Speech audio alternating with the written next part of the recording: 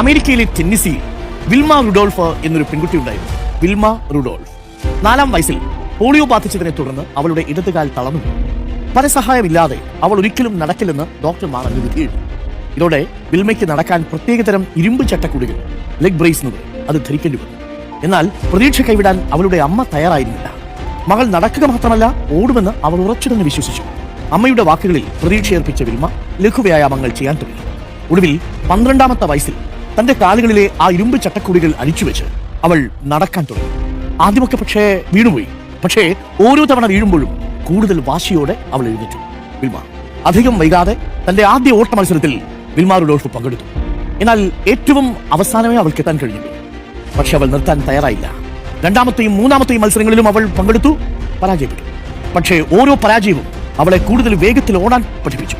അങ്ങനെ ലോക കായിക വേദികളിൽ അമേരിക്കയെ പ്രതിനിധീകരിക്കുന്ന അത്ലറ്റായി വിൽമ റുഡോൾഫ്. ഒടുവിൽ 1969 ഒളിമ്പിക്സ് വേദി റോം. ലോകം അത്ഭുതം കണ്ടു. ഒരിക്കൽ കാലുകൾ തളർന്നുപോയ, ഇനി നടക്കില്ലെന്ന് ഡോക്ടർമാർ വിധിയെഴുതിയ വിൽമ റുഡോൾഫ് 3 സ്വർണ്ണ മെഡലുകൾ നേടി ലോകത്തിലെ ഏറ്റവും വേഗതയേറിയ വനിതയായി മാറി. പ്രേക്ഷകരെ, എത്രയാണ് അല്ലേ ലോകം അവരെക്കുറിച്ച് വിധിയെഴുതിയത്? ആ വിധിക്ക് കുറുകെ അവൾ കടന്നത് എങ്ങനെയാണ്? നിങ്ങളെക്കുറിച്ച് ലോകം എന്ത് വിധി എഴുതുന്നു എന്നതിലല്ല കാര്യം, നിങ്ങളുടെ ഉള്ളിലെ വിശ്വാസത്തിലാണ് കാര്യം. മനസ്സുകൊണ്ട് തോൽക്കാത്തിടത്തോളം കാലം ശരീരത്തിന്റെയോ സാഹചര്യങ്ങളുടെയോ ഒരു പരിമിതിക്കും നിങ്ങളെ തളർത്താനാവില്ല.